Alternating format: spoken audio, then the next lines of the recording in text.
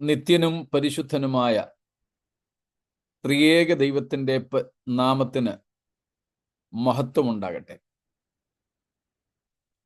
നമ്മുടെ രക്ഷിതാവും കർത്താവും നമ്മുടെ രക്ഷയും വീണ്ടെടുപ്പുമായ ക്രിസ്തുയേശുവിന്റെ നാമത്തിൽ ഉള്ള സ്നേഹവന്ദനങ്ങൾ എല്ലാവർക്കും അറിയിക്കുന്നു. ദൈവപാദങ്ങളിലേക്ക് നാം അടുത്തു വരുന്നത് നമുക്ക് സന്തോഷവും അനുഗ്രഹവുമാണല്ലോ. പിന്നെയും അത് ദൈവനാമത്തിന് മഹത്വമായി തീരട്ടെ.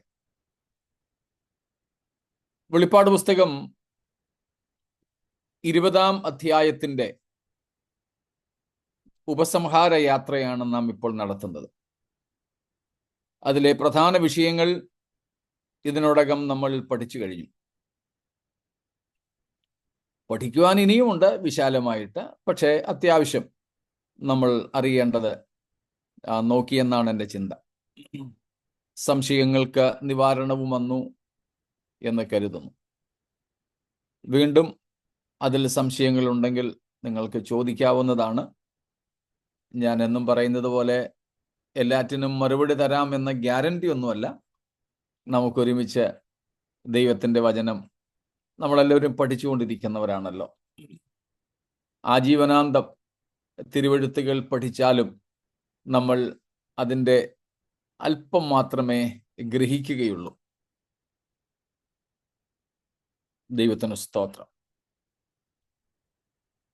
അതുകൊണ്ടാണ് തിരുവെഴുത്തുകൾ നമ്മോട് പറയുന്നത്, നാം ക്രിസ്തുവിനെ സംബന്ധിച്ചുള്ള പരിജ്ഞാന പൂർത്തി പ്രാപിക്കുവാൻ ശ്രമിക്കുക, ഉത്സാഹിക്കുക എന്നൊക്കെ. We should grow in the knowledge of God.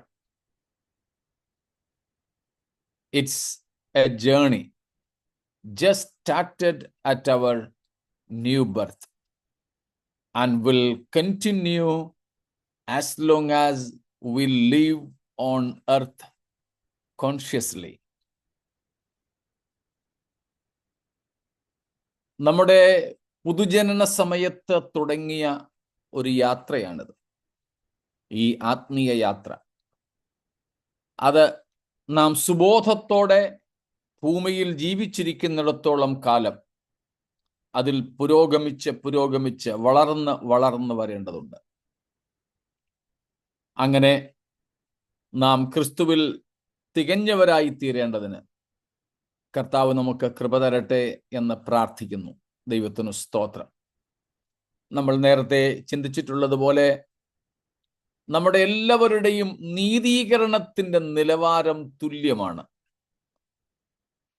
എന്നാൽ ദൈവിക പരിജ്ഞാനത്തിന്റെ അളവും വിശുദ്ധിയുടെ അളവും വ്യത്യസ്തമാണ്. As we know, the standard of our righteousness is same and equal because we all are imputed with the righteousness of Christ. Same value, same standard, same measure, same mercury. But that is not the case with the knowledge of God and personal holiness or sanctification.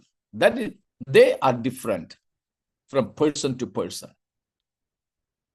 യേശുക്രിസ്തുവിന്റെ നീതി നമ്മുടെ നീതിയായി കണക്കിട്ടതാണ്.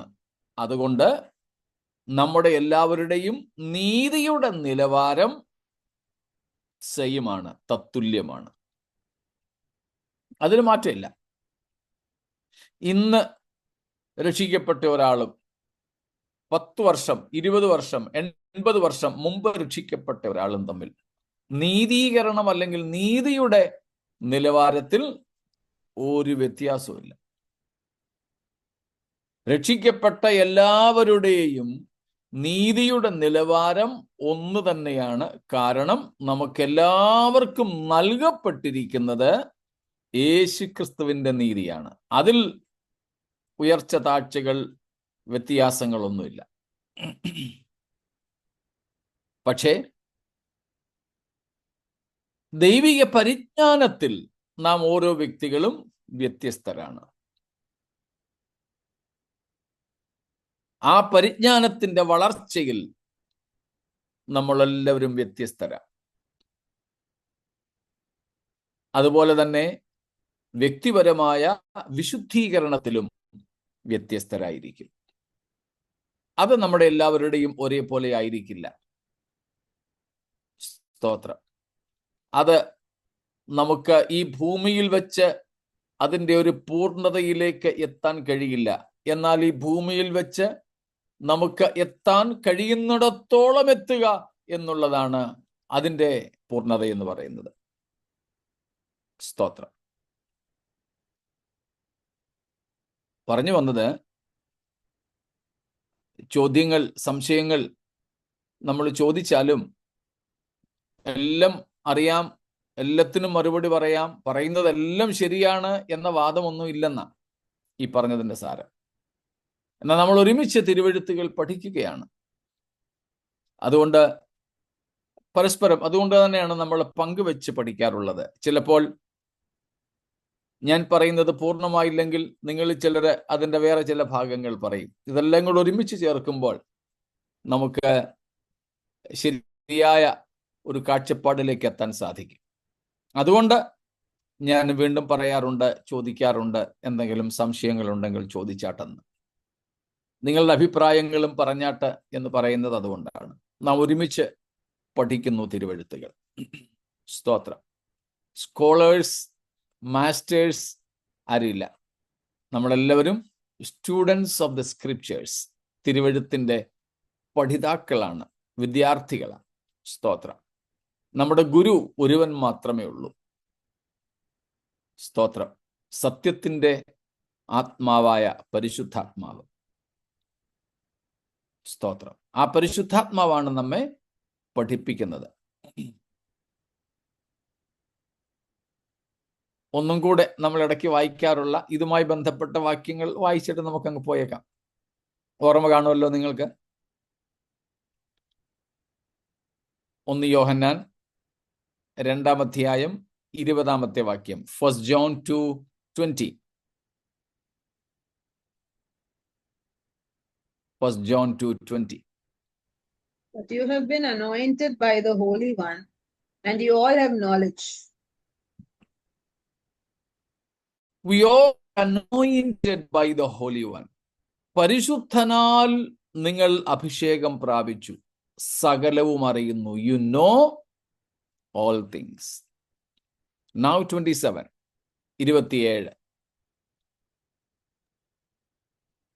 But the anointing that you receive from him abides in you, and you have no need that anyone should teach you.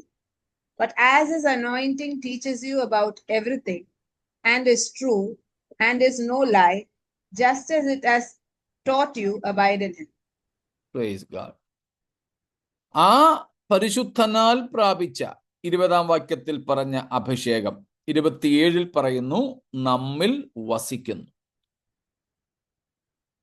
Passive അല്ല, വെറുതെ ഇങ്ങനെ നമ്മുടെ ഉള്ളില് മഴയത്ത് പുതച്ച് മൂടിക്കിടന്ന് ഉറങ്ങുന്നത് പോലെ ഉറങ്ങുകയല്ല. സ്തോത്രം. പകരം നമ്മുടെ ഉള്ളിൽ ആക്റ്റീവായി, വളരെ സക്രിയതയോടെ ഈ അഭിഷേകം, ഈ പരിശുദ്ധാത്മാവ് പ്രവർത്തിക്കുക. ഓൾവേസ്, എപ്പോഴും ദൈവത്തെക്കുറിച്ച്, ദൈവവചനത്തിലെ കാര്യങ്ങളെക്കുറിച്ച് നമ്മോടിങ്ങനെ ഉപദേശിച്ച് തന്നുകൊണ്ടേയിരിക്കും. ചിലപ്പം ഗ്രീക്കും ഹീബ്രു ഒന്നും പഠിപ്പിച്ചെന്ന് വരത്തില്ല, പക്ഷേ ദൈവവചനത്തിലെ സത്യങ്ങൾ നമ്മെ ഗ്രഹിപ്പിക്കും. അത് ചിലപ്പോൾ ഒരു പുസ്തകം എഴുതാനോ, ഒരു ലേഖനം എഴുതാനോ, ഒരു പ്രസംഗം പ്രസംഗിക്കാനോ ഉള്ള പരുവത്തിലൊന്നും ആയിരിക്കത്തില്ല. പക്ഷേ നമുക്ക് നമ്മുടെ ഉള്ളിൽ ഈ പരിശുദ്ധാത്മാവ് ഒരു ബോധ്യം തരും. ആ ബോധ്യങ്ങൾ സത്യമായിരിക്കും, തെറ്റായതായിരിക്കില്ല. ഇങ്ങേയറ്റം തെറ്റായത് കേട്ടാൽ ഇനി അവരെ തിരുത്താൻ നമുക്ക് പ്രാപ്തിയില്ലെങ്കിൽ പോലും ആ തെറ്റ് കേട്ടാൽ അത് തെറ്റാണെന്ന് തിരിച്ചറിയാനുള്ള തിരിച്ചറിവെങ്കിലും നമുക്ക് പരിശുദ്ധാത്മാവ് തരും. So the anointing or the Holy Spirit abides in us. It's not a passive presence, but an active presence that teaching us, leading us into all truths. Even without a human Bible teacher, this Holy Spirit will teach us the truths of the scriptures, will give us deeper convictions about the truths. And therefore, we can identify and discern the mistakes, wrongs, and wrong or false teachings even. We may not be able to teach a person, but we cannot be perverted. We ourselves will be guarded by this Holy Spirit. അപ്പോൾ ഈ ആത്മാവ് നമ്മളിരുന്ന് സകല സത്യത്തിലും അടിസ്ഥാനപരമായ കാര്യങ്ങളിൽ പരിശുദ്ധാത്മാവ് നമുക്ക് ഐക്യമായ ഒരേപോലെയുള്ള യൂണിഫോമായ കാര്യങ്ങളെ പഠിപ്പിച്ച് സത്യങ്ങളെ ഗ്രഹിപ്പിച്ച് മുൻപോട്ട് കൊണ്ടുപോകുന്നു. സ്തോത്രം. അതുകൊണ്ടാണ് ഈ ആത്മാവിൽ ആശ്രയിച്ച് നമുക്ക് സംശയ നിവാരണങ്ങൾ വരുത്താനായിട്ട് ശ്രമിക്കാറുള്ളത്. ഇപ്പോൾ മടങ്ങി വരുന്നു 20-ാം അധ്യായത്തിലേക്ക്. നമ്മൾ ഇന്നലെ ഏറ്റവും ഒടുവിൽ നോക്കിക്കൊണ്ടിരുന്ന ഭാഗങ്ങൾ ഓർമ്മയുണ്ടല്ലോ. 20-ന്റെ 12-ാമത്തെ വാക്യമായിരുന്നു അന്തിമ ന്യായവിധി, വലിയ വെള്ളസിംഹാസന ന്യായവിധിയിൽ മരിച്ചവർ ആബാലവൃദ്ധം കർത്താവിന്റെ സിംഹാസനത്തിന്റെ മുമ്പിൽ കൊണ്ടുവരപ്പെട്ടു. അവിടെ അവർ നിൽക്കുന്നു. പിന്നെ പുസ്തകങ്ങൾ തുറന്നു. ആ പുസ്തകങ്ങളുടെ ഒരു പുതിയ ചിന്തകളുടെ നമ്മൾ ഇന്നലെ പങ്കുവച്ചു. നമ്മുടെ രഹസ്യങ്ങളുടെ, പ്രവൃത്തികളുടെ തുടങ്ങിയുള്ള കാര്യങ്ങൾ. അങ്ങനെ 5+1 5+1 പുസ്തകങ്ങളെ കുറിച്ച് നമ്മൾ ഇന്നലെ കണ്ടു. ജീവന്റെ പുസ്തകത്തെക്കുറിച്ചും നാം നേരത്തെ തന്നെ പഠിച്ചിട്ടുള്ളത് കൊണ്ട് ആവർത്തിക്കുന്നില്ല. So yesterday we have seen from verse number 12, books were opened. 5+1 books we have seen. 5 or 4 related to our lives, and 5th one is the scriptures, the very constitution of God with which every human being, whether wicked or saint, will be judged. And the 6th one was the book of life, which is also called the book of the Lamb or book of God. ദൈവത്തിന്റെ പുസ്തകമെന്നും കുഞ്ഞാടിന്റെ ജീവപുസ്തകമെന്നും ഒക്കെ വിളിപ്പേരുള്ള ജീവന്റെ പുസ്തകം. ജീവൻ പ്രാപിച്ചവരുടെ പേരുകൾ എഴുതിയിരിക്കുന്ന പുസ്തകം. നിത്യജീവൻ പ്രാപിച്ചവരുടെ പേരുകൾ മാത്രം ഉള്ള പുസ്തകം. സ്തോത്രം. The book of life is the book that contains the names only of those who have eternal life. So the book of the names of the living, നിത്യ ജീവൻ പ്രാപിച്ചവരുടെ പേരുകളുള്ള പുസ്തകം. അതേക്കുറിച്ചും നമ്മൾ നേരത്തെ വിശദമായിട്ട് പഠിച്ചതുകൊണ്ട് അവിടെയും നിൽക്കുന്നില്ല. ഇന്നലെ ഒടുവിൽ നമ്മൾ പറഞ്ഞതുപോലെ ഇനിയും നമുക്ക് കാണുവാനായിട്ടുള്ളത് രണ്ടാം മരണം. അതുപോലെ 13-ാമത്തെ വാക്യത്തിൽ സമുദ്രം തന്നിലുള്ള മരിച്ചവരെ ഏൽപ്പിച്ചു കൊടുത്തു, മരണവും പാതാളവും എന്നൊക്കെയുള്ള സംഗതികളാണ്. സ്തോത്രം. Now we have to deal with some particular vocabularies or some phrases in this chapter. So verse number 13 now. 13ാമത്തെ വാക്യം. അതിനു മുമ്പ് ഇതുവരെ ഉള്ളതിൽ എന്തെങ്കിലും ചോദ്യങ്ങളുണ്ടോ? Any questions so far?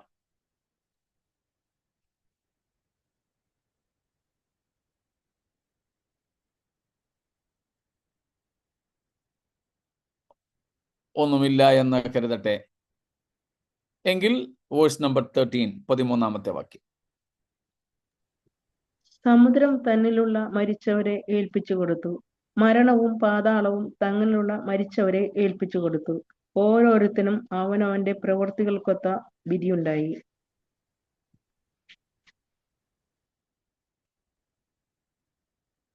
ഈ 13ാം വാക്യത്തിന്റെ ഏറ്റവും സരളമായ അർത്ഥം 12ാം വാക്യത്തിന്റെ ആരംഭം തന്നെയാണ്. മരിച്ചവർ ആബാലവൃദ്ധം സിംഹാസനത്തിന്റെ മുമ്പിൽ നിൽക്കുന്നത് ഞാൻ കണ്ടു, അല്ലെങ്കിൽ നമുക്ക് തൽക്കാലം നിന്നു. Simply the meaning of verse number 13 is the first part of verse number 12. That the resurrection of all the dead, and they were presented before the judge for the final inescapable judgment. മരിച്ച എല്ലാവരും ഉയർപ്പിക്കപ്പെട്ട് ന്യായാധിപന്റെ മുമ്പിൽ, വലിയ വെള്ളസിംഹാസനത്തിന്റെ മുമ്പിൽ തന്നെ തിരുത്തിക്കൂടാത്ത ന്യായവിധിക്കു വേണ്ടി നിൽക്കുന്ന അവസ്ഥയാണ് 13ാം വാക്യത്തിന്റെ മൊത്തമായ അർത്ഥം. That is the total meaning. Resurrection of the dead, presented before the judge for the final, irreversible, irrevocable, inescapable judgment. തിരുത്താൻ കഴിയാത്ത ന്യായവിധിക്ക് വേണ്ടി ന്യായാധിപനായ കർത്താവിന്റെ മുമ്പിൽ സകല മരിച്ചവരെയും ഉയർത്തെഴുന്നേൽപ്പിച്ചു കൊണ്ട് നിർത്തുന്ന അർത്ഥം മാത്രമേ 13ാം വാക്യത്തിനുള്ളൂ. പിന്നെ അല്പം കൂടെ മനസ്സിലാക്കാൻ വേണ്ടി നമുക്കിനി അതിലെ ഓരോ പദങ്ങൾ ഒന്ന് നോക്കാം. സമുദ്രം തന്നിലുള്ള മരിച്ചവരെ ഏൽപ്പിച്ചു കൊടുത്തു.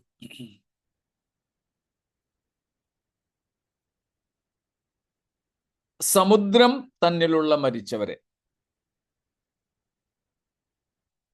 പിന്നെ മരണം, പാതാളം,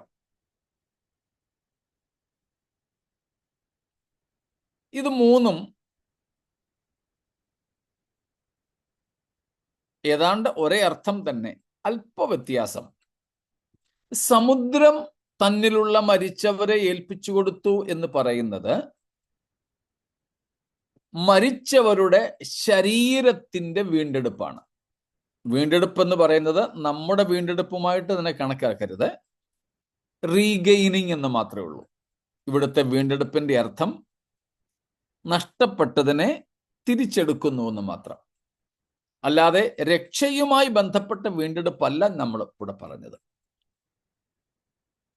സമുദ്രം തന്നിലുള്ള മരിച്ചവരെ ഏൽപ്പിച്ചു കൊടുത്തു എന്ന് പറഞ്ഞാൽ മരിച്ചവരുടെ ശരീരങ്ങൾ ഈ ഭൂമിയിൽ ആണല്ലോ. പ്രത്യേകിച്ച് സമുദ്രത്തിൽ മരിച്ചവരോ സമുദ്രത്തിൽ അടക്കപ്പെട്ടവരോ ആണെങ്കിൽ കരയിലേതിനേക്കാൾ കൂടുതൽ അവരുടെ ശരീര തന്മാത്രകൾ വളരെ അധികം സ്ഥലങ്ങളിലേക്ക് ചിതറിപ്പോകാൻ ഇടയുണ്ട്. ചിലപ്പോൾ ഭൂഖണ്ഡങ്ങളിൽ പണ്ട് 5 ആയിരുന്നു, ഇപ്പോൾ 7 ഉണ്ട്. 7 ഭൂഖണ്ഡങ്ങളിലേക്കും ഒരുപക്ഷെ ഈ ശരീരഭാഗങ്ങൾ ചിതറിക്കപ്പെട്ട് കാണാം. എന്നാൽ കരയിൽ അടക്കപ്പെടുന്നവർക്ക് അത്ര വലിയ ഒരു യാത്ര ഉണ്ടാകാൻ സാധ്യത കുറവാണ്. വളരെ ചുരുക്കം ചിലർക്ക് എളുപ്പം ഉണ്ടായേക്കാവുന്ന മാത്രമേ ഉള്ളൂ. പക്ഷെ വെള്ളത്തിൽ ശരീരഭാഗങ്ങൾ പോകുന്നവർ, നമുക്കറിയാം, നമ്മുടെ ഇന്ത്യൻ രീതി അനുസരിച്ച് ധാരാളം പേരെ, മരിച്ചവരെ വെള്ളത്തിൽ ഒഴുക്കാറുണ്ട്. ഇനിയും ചിലരെ ദഹിപ്പിച്ചതിന് ശേഷം അവരുടെ ചിതാഭസ്മം വെള്ളത്തിൽ കലക്കാറുണ്ട്. ഇതെല്ലാം ഇതിനകത്തിൽ പെടും. സമുദ്രത്തിൽ മരിച്ചവർ മാത്രമല്ല, സമുദ്രത്തിൽ അടക്കപ്പെട്ടവരുണ്ട്, സമുദ്രത്തിൽ ഒഴുക്കപ്പെട്ടവരുണ്ട്. ഒസാമ ബിൻ ലാദനെ അടക്കിയത് സമുദ്രത്തിലാണെന്നാണല്ലോ അറിയപ്പെടുന്നത്.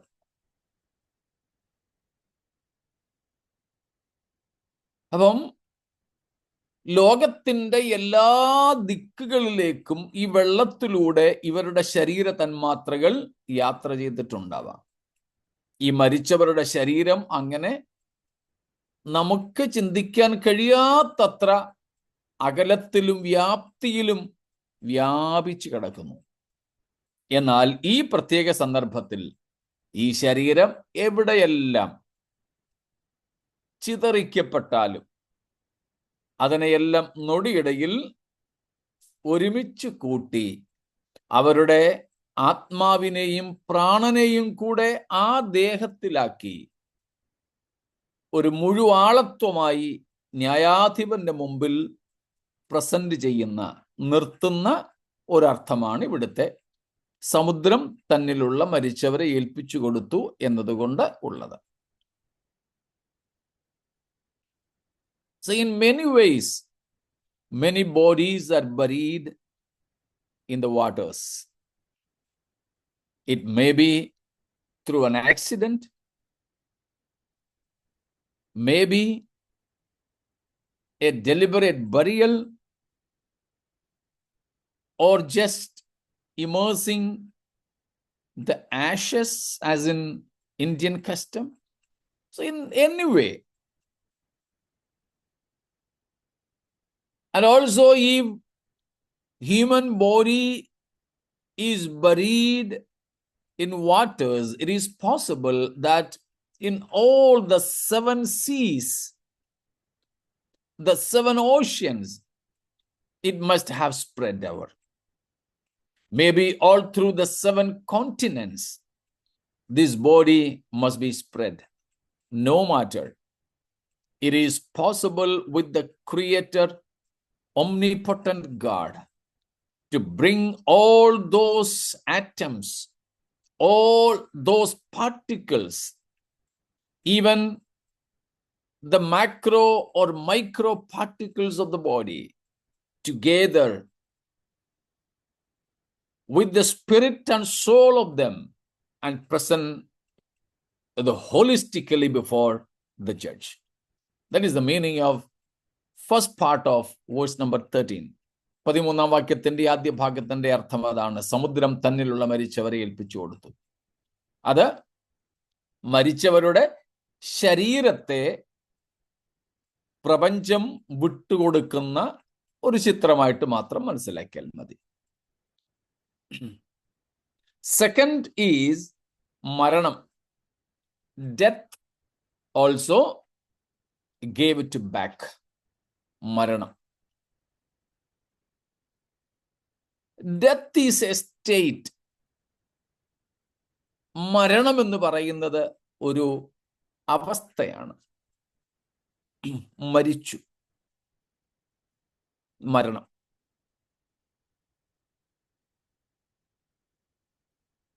ബൈബിൾ ഡിക്ഷണറികൾ പറയുന്ന അർത്ഥം ഇതിനു മുമ്പും ഞാൻ പറഞ്ഞിട്ടുണ്ട്.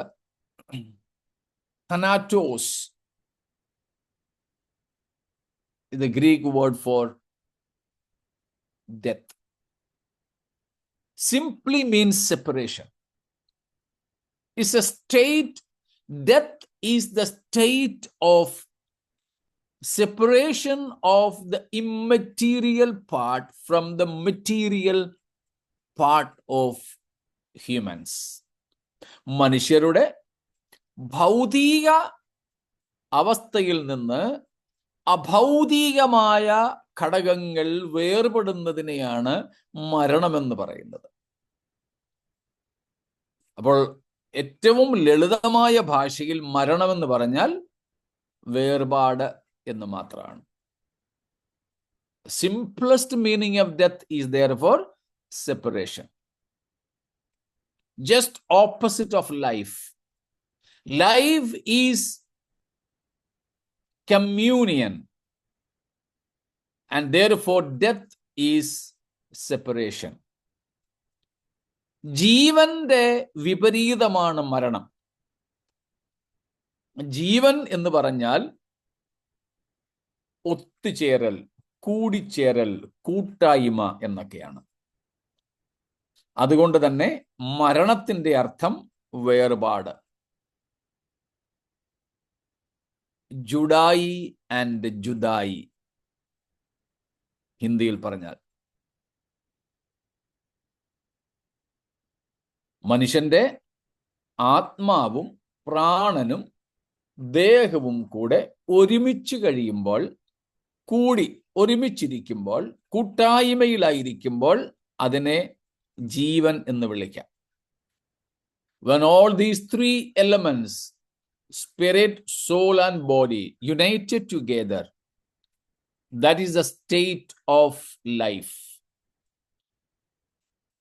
And separation of them is the state of death.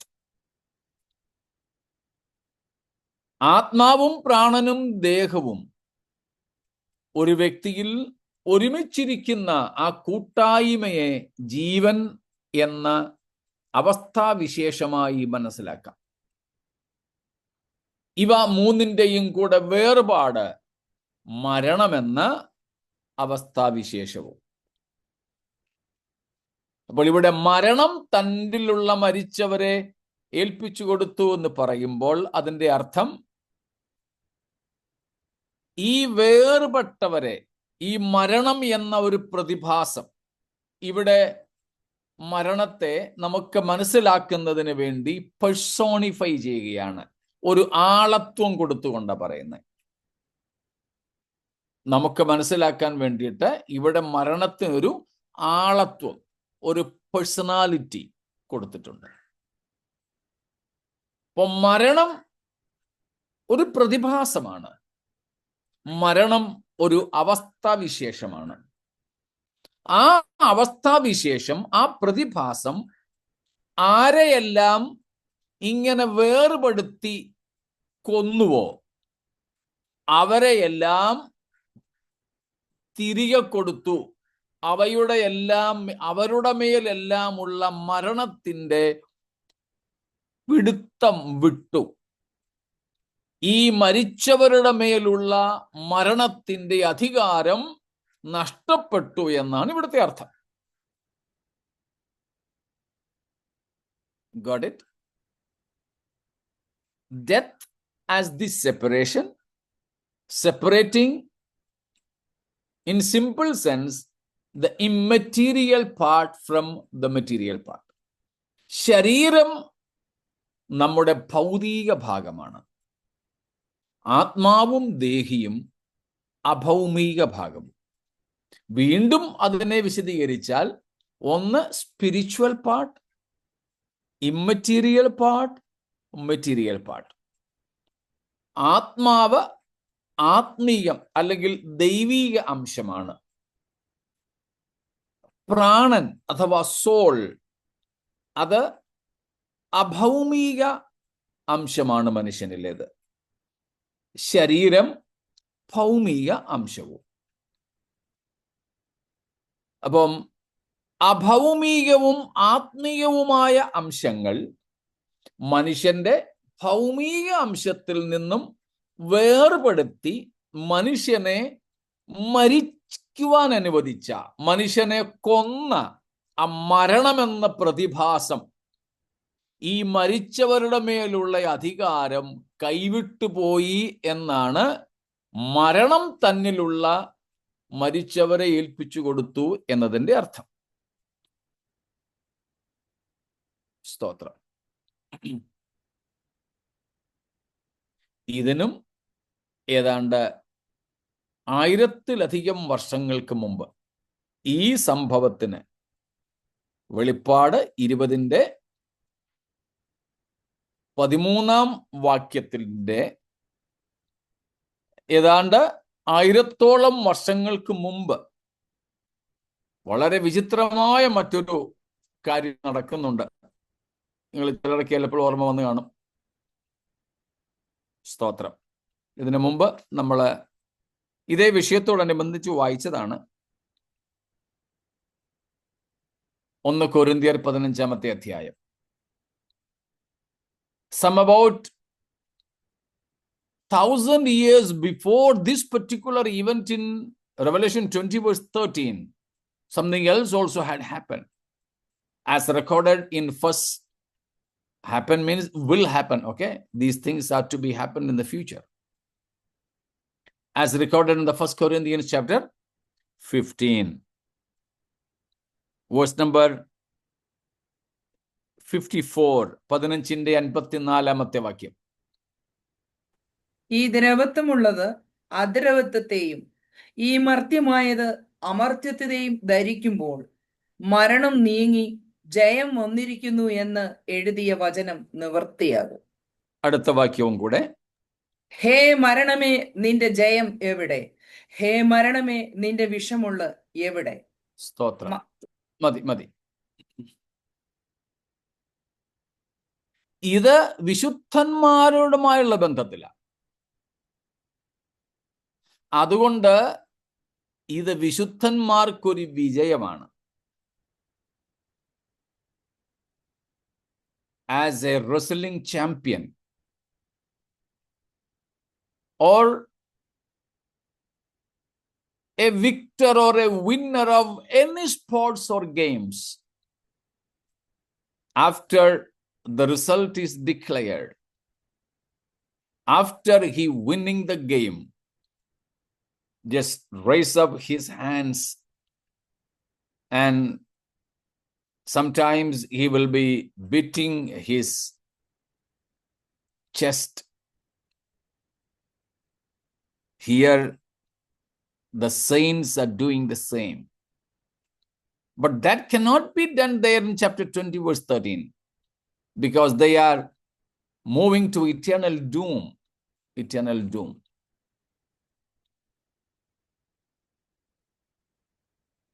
സ്പോർട്സിലും ഗെയിംസിലും ഒക്കെ എതിരാളിയെ തോൽപ്പിച്ച 1-ാം സ്ഥാനത്തെത്തിയ ജയാളി ചിലപ്പോൾ 2 കൈയും മുഷ്ടിയൊക്കെ ചുരുട്ടി ആകാശത്തേക്ക് ഇങ്ങനെ ഉയർത്തുന്നത് പോലെ, ചിലപ്പോൾ തങ്ങളുടെ കൊടി, തങ്ങളുടെ രാജ്യത്തിൻ്റെയോ ടീമിൻ്റെയോ കൊടി ഇങ്ങനെ പറപ്പിക്കുന്നത് പോലെ, അല്ലെങ്കിൽ ചിലപ്പോൾ തങ്ങളുടെ മാറത്ത് ഇങ്ങനെ അടിച്ച്, ചിലരൊക്കെ ആണെങ്കിൽ അവരുടെ മസിൽസൊക്കെ പെരുപ്പിച്ച് കാണിച്ച്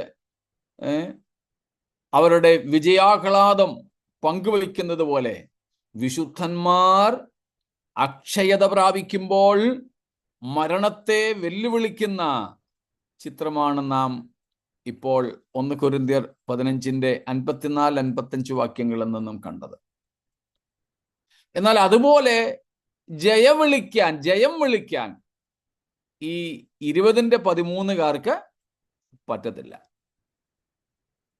കാരണം അവർ നിത്യ ശിക്ഷാവിധിയിലേക്കാണ് നീങ്ങുന്നത്, നിത്യ നാശത്തിലേക്കാണ് അവർ പോകുന്നത്. അതുകൊണ്ട് അവർക്ക് അവിടെ സന്തോഷിക്കാൻ ഒരു വകയുമില്ല. പക്ഷേ സംഭവം രണ്ടിടത്തും ഒന്ന് തന്നെയാണ്. മരണം ഈ കൂട്ടരുടെ മേലുള്ള അവന്റെ കരാള പിടുത്തത്തെ വിടുകയാണ്. These dead people are now released from the clutches of death. Death has no more power over these resurrected people, whether they are righteous or wicked, the saved or the unsaved.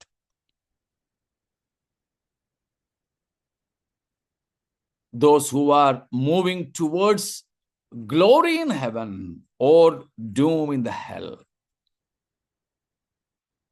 രണ്ട് കൂട്ടരുടെ വിഷയത്തിലും, രക്ഷിക്കപ്പെട്ടവരുടെയും അല്ലാത്തവരുടെയും, കർത്താവിനോട് കൂടെയുള്ള നിത്യതയിലേക്ക് പോകുന്നവരുടെയും അല്ല നിത്യനാശത്തിലേക്ക് തള്ളപ്പെടുന്നവരുടെയും വിഷയത്തിൽ മരണത്തിന് രണ്ടിടത്തും ഒരേ കാര്യമാണ്.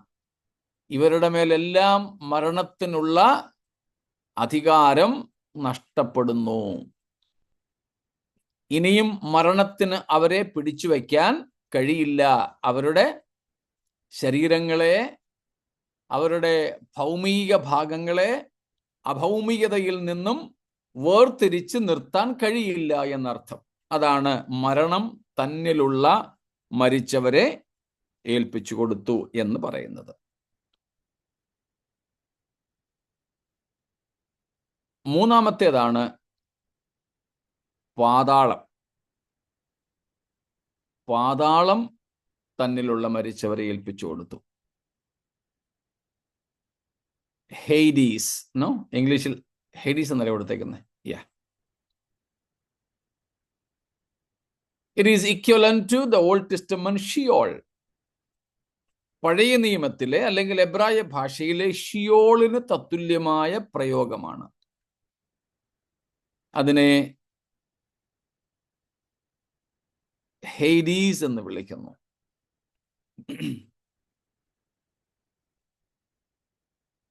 ദാറ്റ് മീൻസ്, നമുക്കറിയാം ഹെയ്ഡീസിന്റെ അർത്ഥം.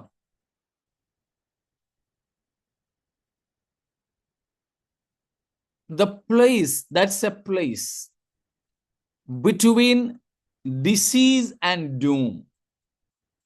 A place between disease means death and doom, eternal doom.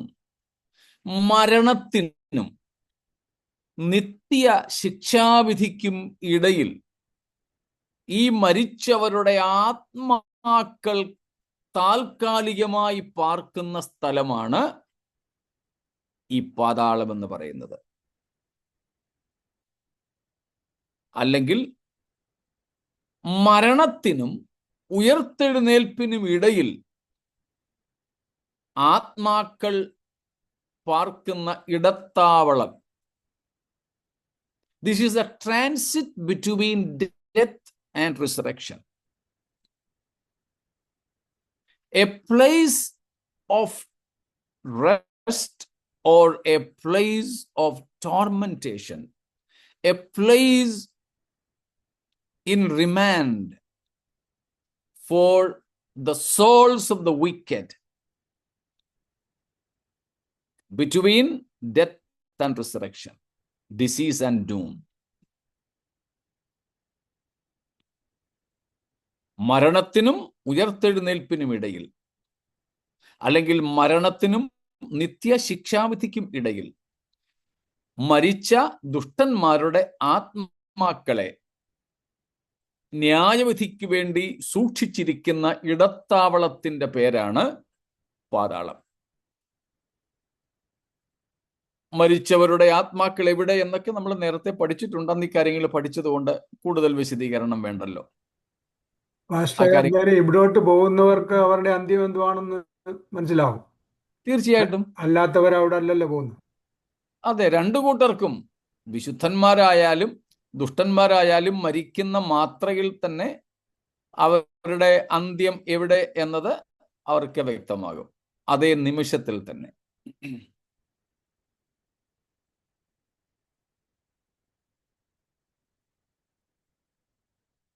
അപ്പോൾ പാതാളം ഒരു ഇടത്താവളമാണ്. മരിച്ചവരുടെ, പ്രത്യേകിച്ച് മരിച്ച ദുഷ്ടന്മാരുടെ ആത്മാക്കൾക്ക് പാർക്കുന്നതിനുള്ള, അവരെ പാർപ്പിച്ചിരിക്കുന്ന ശിക്ഷാവിധി, ന്യായവിധിക്ക് വേണ്ടിയുള്ള കാത്തിരിപ്പിന്റെ സ്ഥലം. Yes, it is similar to or equivalent to Sheol.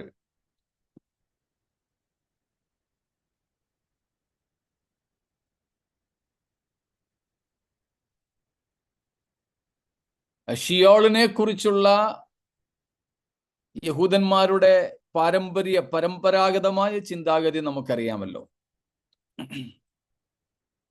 സ്തോത്രം.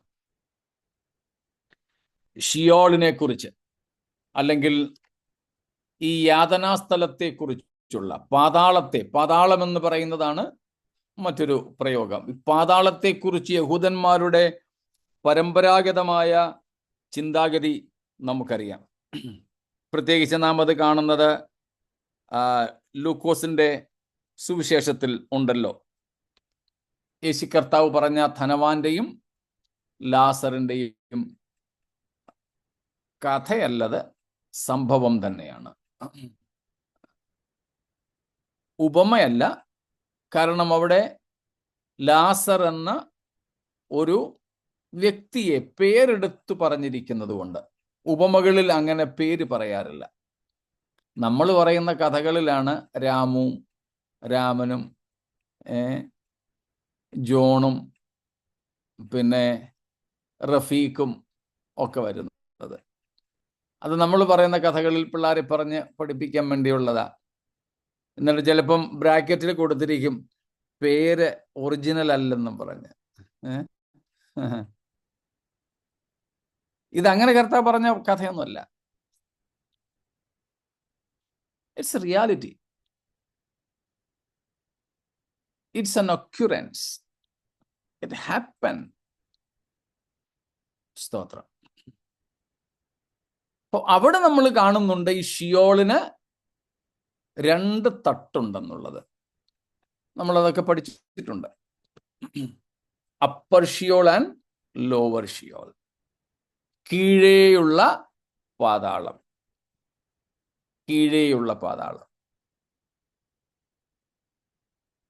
So here Hades means the lower Sheol. Where that place is also known as the place of tormentation. ഇത് യാതനാസ്ഥലമെന്നും കൂടെ വിളിക്കപ്പെടുന്ന കീഴേയുള്ള പാതാളമാണ്. മുകളിലത്തെ പാതാളത്തിന്റെ പേര് പർദീസ എന്നായിരുന്നു. അബ്രഹാം പിതാവിന്റെ മടി എന്നായിരുന്നു.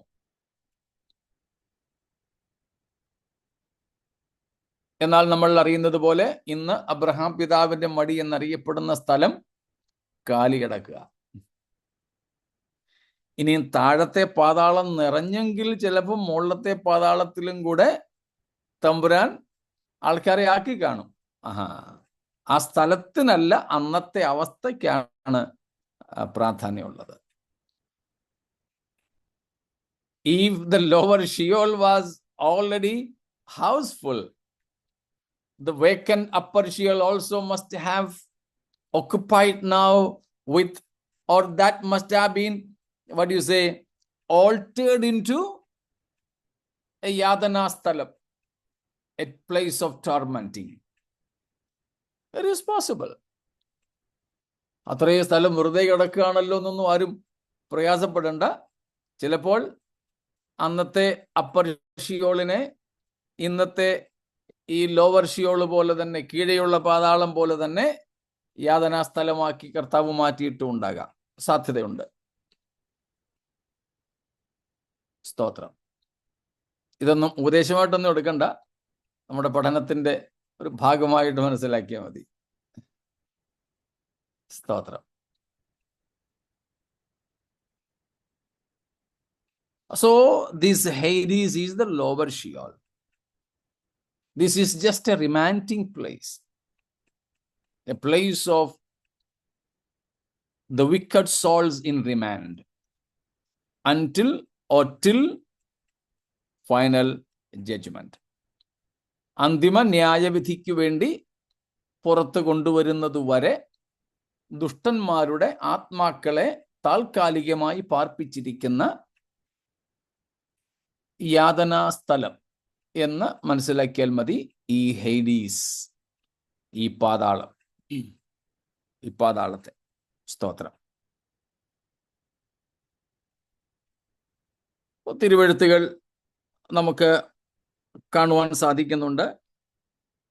in the Gospels, in the Gospel books, Gospels in the sense in the Gospel books, this word is found 4 times, all used by our Lord Christ himself. സുവിശേഷ ഗ്രന്ഥങ്ങളിൽ മത്തായി, മർക്കോസ്, ലൂക്കോസ്, യോഹന്നാൻ സുവിശേഷ ഗ്രന്ഥങ്ങളിൽ 4 പ്രാവശ്യം നമുക്ക് ഈ പദം കാണാം. 4ഉം ഉപയോഗിച്ചിരിക്കുന്നത് നമ്മുടെ കർത്താവ് തന്നെയാണ്. ഈ ഹെയ്ഡീസ് എന്നത് Matthew 11:23, Mathai 11:23, 16:18, 16:18, Luke 10:15, Lukose 10:15 and 16:23, 16:23. ഏതെങ്കിലും ഒരു വാക്യം വായിച്ചോളൂ. ഇതിലേതെങ്കിലും. മരിച്ചു, അടക്കപ്പെട്ടു, പാതാളത്തിൽ യാതന അനുഭവിക്കുമ്പോൾ മേലോട്ട് നോക്കി. പാതാളത്തിൽ യാതന അനുഭവിക്കുമ്പോൾ. സ്തോത്രം. അതുപോലെ തന്നെ അപ്പോസ്തലപ്രവൃത്തികൾ 2:27 യേശു ക്രിസ്തു പാതാളത്തിൽ പോയതായിട്ട് നാം കാണുന്നുണ്ട്. ആക്ട്സ് 2:27, നീ എന്റെ പ്രാണനെ പാതാളത്തിൽ വിടുകയില്ല. 31 കൂടെ, അവനെ പാതാളത്തിൽ വിട്ടുകളഞ്ഞില്ല. സ്തോത്രം. ഈ ലോവർ ഷിയോളിലേക്ക് ക്രിസ്തുവിനെ വിട്ടുകളകയില്ല എന്ന് 16-ാം സങ്കീർത്തനത്തിലെ വാക്യം എടുത്തുദ്ധരിച്ചിരിക്കുകയാണ്. ഇവിടെ ക്രിസ്തുവിനോടുള്ള ബന്ധത്തിൽ പറഞ്ഞിരിക്കുക. എന്നാൽ കർത്താവ് പോയത് അപ്പർ ഷിയോളിൽ, മുകളിലത്തെ പാതാളത്തിലായിരുന്നു എന്നുള്ളതും നമ്മൾ പഠിച്ചിട്ടുണ്ടല്ലോ. അതുകൊണ്ടും അവിടേക്ക് മടങ്ങിപ്പോകുന്നില്ല. അപ്പോൾ ഇതാണ് നാം കാണുന്നത്.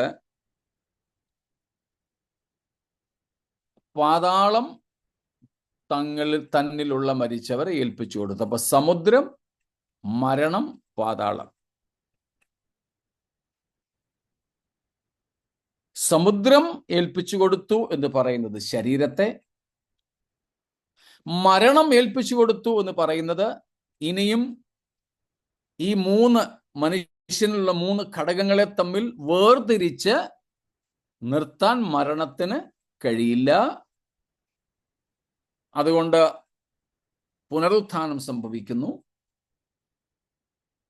പാതാളം എന്ന് പറയുന്നത് ആത്മാക്കളെയും ദേഹികളെയും കൂടെ സൂക്ഷിച്ചിരുന്ന താൽക്കാലിക സ്ഥലം, ഇടത്താവളം. അവയും ഈ ആത്മാക്കളെ വിട്ടുകൊടുത്തു. ചുരുക്കത്തിൽ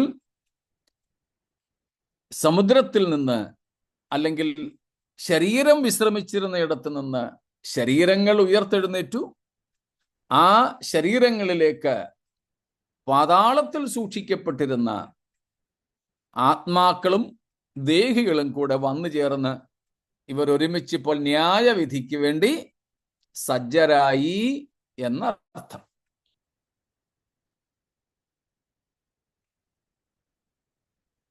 എന്തെങ്കിലും ചോദ്യങ്ങളുണ്ടോ?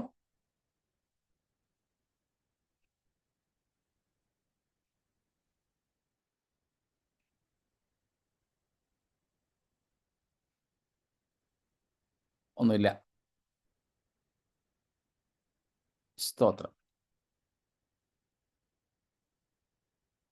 ഇതിൽ പല കാര്യങ്ങളും ഇതിനു മുൻപ് ഒന്നിലധികം ക്ലാസ്സുകളിൽ നമ്മൾ ചർച്ച ചെയ്തിരുന്നത് കൊണ്ട് മനസ്സിലാക്കാൻ എളുപ്പമായിരിക്കുമല്ലോ.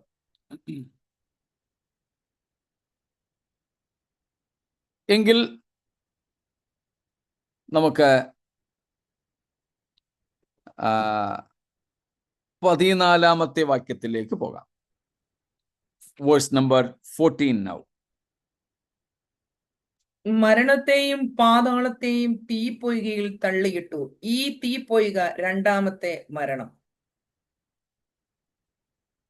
Here is the key difference between this Hades and the lake of fire. That difference is very much clear here. ഇവിടെ പറയുന്ന പാതാളവും തീപ്പൊയ്കയും രണ്ടും രണ്ടാണെന്ന് വ്യക്തമാകുന്നു. ചിലർക്ക് അങ്ങനെ ഒരു സംശയം ഉണ്ടാകാം. ഈ തീപ്പൊയ്ക തന്നെ അല്ലേ ഈ പറയുന്ന പാതാളം?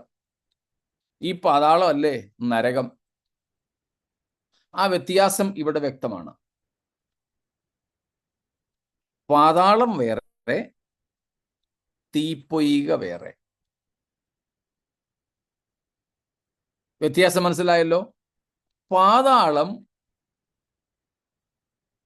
മരിച്ച ദുഷ്ടന്മാരുടെ ആത്മാക്കൾക്കും ദേഹികൾക്കും ന്യായവിധി വരെ പാർക്കാനുള്ള ഒരു ഇടത്താവളവും യാതനാസ്ഥലവും മാത്രമാണ്. താൽക്കാലികമാണത്. എന്നാൽ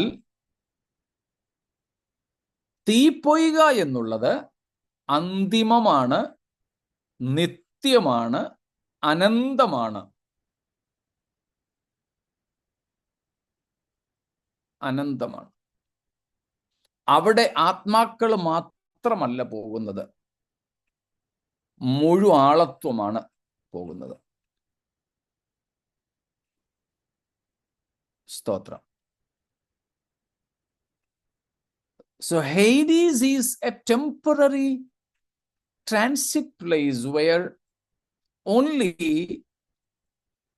the souls and spirits of the dead wicked people waiting for the final judgment.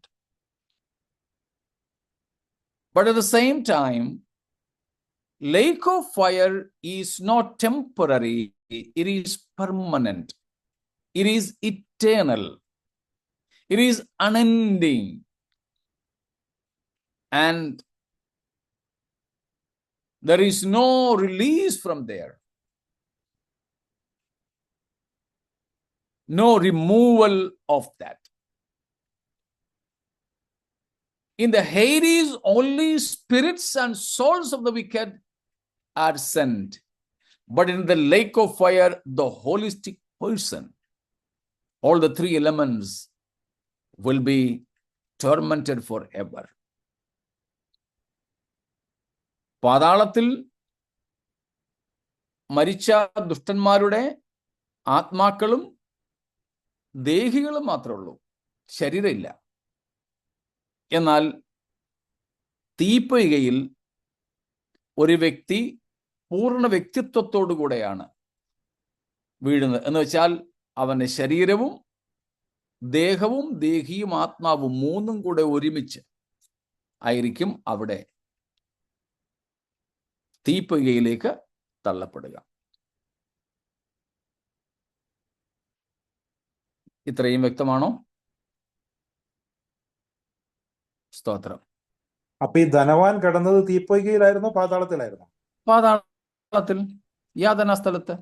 അപ്പൊ ഈ യാതനാ സ്ഥലത്തും അതുപോലുള്ള ബുദ്ധിമുട്ടുകളെല്ലാം ഉണ്ടെന്ന് അർത്ഥം? ഉണ്ട്.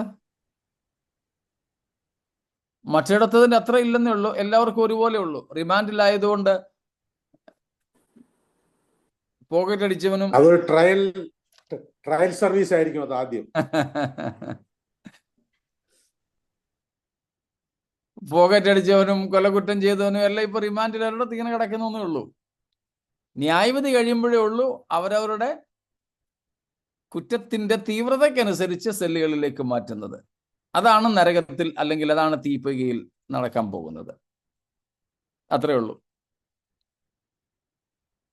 ട്രയലായിട്ട് തന്നെ കരുതാം.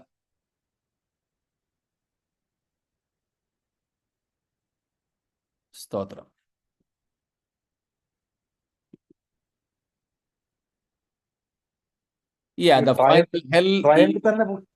ട്രയലിൽ തന്നെ സഹിക്കാൻ വയ്യാത്ത സ്ഥിതിയാ.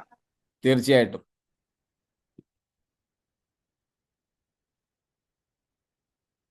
നീ ശരീരത്തെയും കൂടെ ഇട്ടിട്ട് മൂന്നിനെയും കൂടെ ഇട്ടാണ് ലേക്ക് ഓഫ് ഫയർ അല്ലെങ്കിൽ ഹെൽ, ഈ നരകം എന്ന് പറയുന്നിടത്തേക്ക് കൊണ്ടുപോകുന്നത്. ഭയാനകമാ സംഭവം. നമ്മുടെ ഭാവനയ്ക്കൊക്കെ അപ്പുറമാണ്.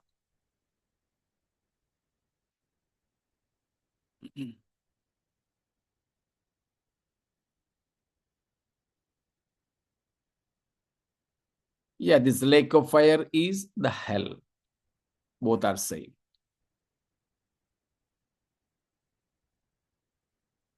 വേറെ എന്തെങ്കിലും?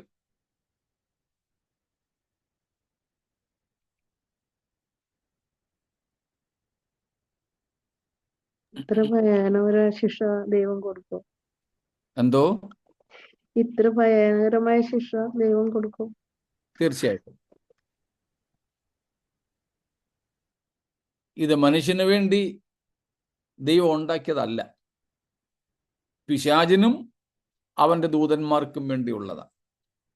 പക്ഷേ മനുഷ്യൻ സ്വന്തം ഇഷ്ടപ്രകാരം അത് തിരഞ്ഞെടുക്കുകയാണെങ്കിൽ ദൈവത്തിന് വേറെ ഓപ്ഷൻ ഇല്ല. ദൈവത്തിന് വേറെ ഒന്നും ചെയ്യാനില്ല അവിടെ. ദൈവത്തിന് ചെയ്യാനുള്ളത് മുഴുവനും ചെയ്തു കഴിഞ്ഞു.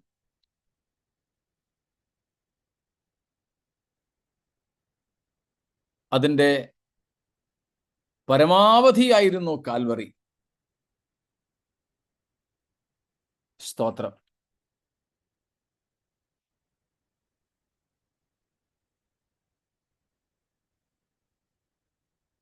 We are sinners and Jesus was the sin bearer. നമ്മൾ പാപികൾ, യേശു ദൈവപുത്രൻ പാപം ചുമക്കുന്നവൻ.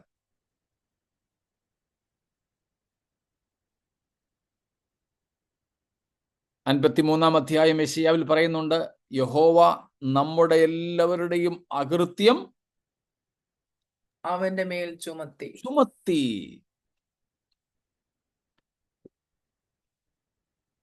1 Peter 2:24, 1 പത്രോസ് 2:24 പറയുന്നു, യേശു എന്ത് ചെയ്തു? തൻ്റെ ശരീരത്തിൽ നമ്മുടെ നമ്മുടെ പാപങ്ങളെ ചുമന്നുകൊണ്ട് ക്രൂശിന്മേൽ കയറി. He bore our sins. That's why we call him sin bearer. Praise God. The Father transferred all of the humanity's sin upon his only begotten Son. He joyfully bore our sins upon his physical body. And he went up to the cross. And Romans 8:3 says, thus God condemned our sin in his body. സ്തോത്രം. നമ്മുടെ അകൃത്യങ്ങളൊക്കെ യഹോവ ഏകജാതനായ പുത്രന്റെ മേൽ ചുമത്തി. 1 പത്രോസ് 2:24 പറഞ്ഞു, പുത്രൻ ആ പാപം മുഴുവനും, സകല മാനവജാതിയുടെയും പാപം മുഴുവനും സന്തോഷത്തോടെ തൻ്റെ ശരീരത്തിന്മേൽ വഹിച്ചു, ക്രൂശിന്മേൽ കയറി. അപ്പോൾ റോമർ 8:3 പറയുന്നു, പിതാവായ ദൈവം സകല മനുഷ്യരുടെയും പാപത്തിന്റെ ശിക്ഷ യേശുക്രിസ്തുവിന്റെ ശരീരത്തിന്റെ മേൽ ചുമത്തി. അതായത് ക്രിസ്തു നമ്മുടെ പാപത്തിന്റെ ശിക്ഷ തന്റെ ശരീരത്തിൽ സഹിച്ചു. മനുഷ്യനെ ഈ ശിക്ഷാവിധിയിൽ നിന്നും വിടുവിപ്പാൻ ദൈവത്തിന് ഇതിലധികം ഒന്നുമില്ലായിരുന്നു ചെയ്യുവാൻ. തന്റെ ഏകജാതനെ ഇങ്ങനെ ക്രൂശിൽ തകർത്ത് കളഞ്ഞു. എന്നിട്ടും നമ്മൾ കണ്ടില്ലേ, 1000 ആണ്ട് വാഴ്ചയിൽ നേരിട്ട് യേശുവിന്റെ ഭരണവും അതിന് നന്മകളും അനുഭവിച്ചിട്ട് പോലും പിശാചിന്റെ വഞ്ചനയിൽ കുടുങ്ങിപ്പോകുന്ന മനുഷ്യർ. അവരോട് ദൈവത്തിന് ലേശം കരുണയില്ലാതെ കോപത്തോടുകൂടെ ഇടപെടുവാനല്ലാതെ മറ്റൊന്നും കഴിയുകയില്ല. സ്തോത്രം.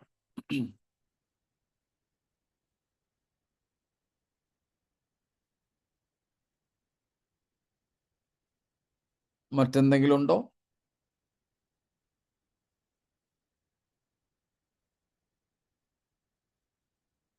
സ്തോത്രം.